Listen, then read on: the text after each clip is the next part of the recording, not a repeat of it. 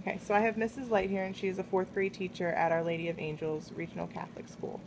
So, my first question is, what is the most challenging part about working with families?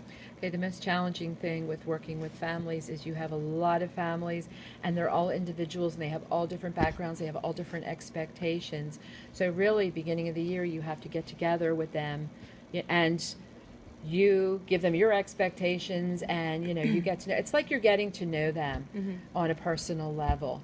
And that's what's nice about having a smaller class like I do this year. You can get to know not only the individual student, you can know their family because family directly affects Absolutely. students, their performance, their expectations, what they expect out of this grade level.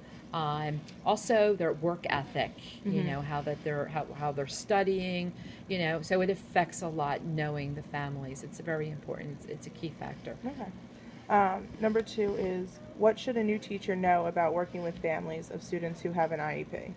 Okay, working with an IEP, you really have to read the IEP carefully and know the student. Sometimes it's not until you get to know the student that what they have in the IEP actually makes sense. Mm-hmm. So you have to. That's number one thing when you have a new class.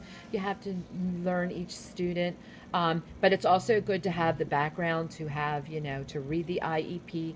To go, even if you can, go to other teachers and say what Oh, worked, yeah. what did, because lots of times in the IEP, it's just giving you facts. But when you're talking to another teacher who's had them before, who's had this student before, you get like a lot more information. You get more personal information. You can see what works because sometimes you're starting from scratch, Mm-hmm. and you don't really want to do that. It's always good to have some information. Yeah, that's a good idea to pull resources from Yes, other places. definitely. Okay, so what is one thing you wish you learned in college about working with families that only can be learned through experience? Okay. Just working with families is something that you have to experience. Sometimes you also have to develop a thick skin.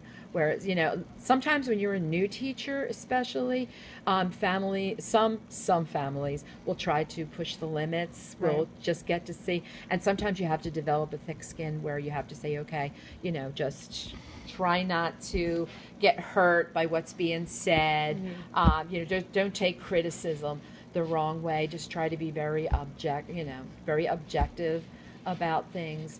But like I said, sometimes people will say things and sometimes the parents are frustrated, especially when Right. you're working with a student with an IEP. It's a very frustrating process sometimes because sometimes you have to first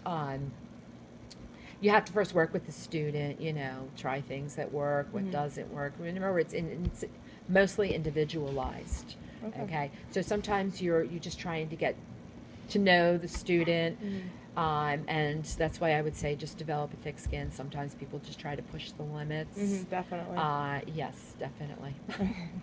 Number four is, how has working with families changed the way you conduct your class?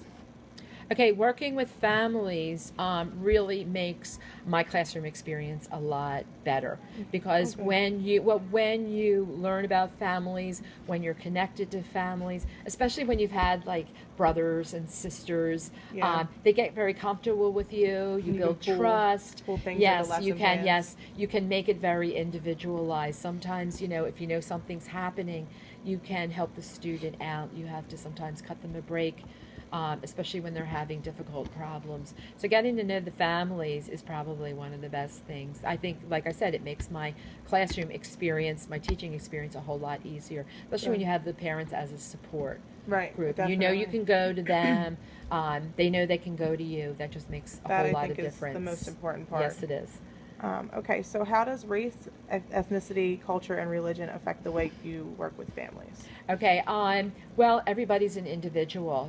Some families have different cultures, they have different customs. It's Mm-hmm. always good to bring into, more or less to say to the student, I think your families are unique, but what they're doing is very special, you know. Mm-hmm.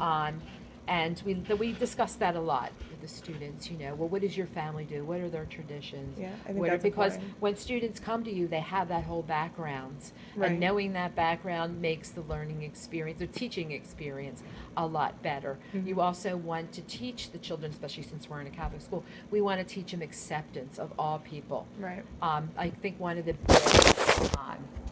most poignant experiences I had was one time I had this small class, and it was kind of after 9/11, and people were saying, well, Muslims aren't, they're terrorists, and I was like, no, and I was explaining to them that they're people just like us. Right. And one little girl in the classroom raised her hand because she was a student she was only with the class for like a year. She raised her hand, she said, but I'm Muslim. And she was like well liked. Yeah. And it was chilling because I think it's taught them that you don't know. Right. Here's the student who they loved. I think it put a face on it. So it's really good And to be aware of that. Yes, sort of you really need to be aware of that, because I think that you should be celebrating these diversities. I think Absolutely. it makes a richer environment in the classroom. So my last question is, since you have started teaching, would you say families have become more or less involved? Okay, I would say that families are more stressed. They have more things going on. So in a way, less. But I think communication mediums like the internet, being able to email them. Every week I send out what's called a news flash to them, Right. telling them all the things. So we're kind of keeping open the communication in one way, but you don't have them coming in as much. Right. But you say to them, okay, well, there is, whenever you want to come, for like parties, things like that, you want to come in, you want to always make them feel welcomed. Right. But we don't get as many parents involved. Like I remember when my children were small, we did all kinds of things, my parents. parents, yeah. But I just think that there's so much expectations now on parents, especially working. Absolutely. It really makes it difficult, but you always want to extend that welcome, let them know that they are, because they are a very Right. important part of Absolutely. the classroom. All right. Well, thank you very much. You're welcome.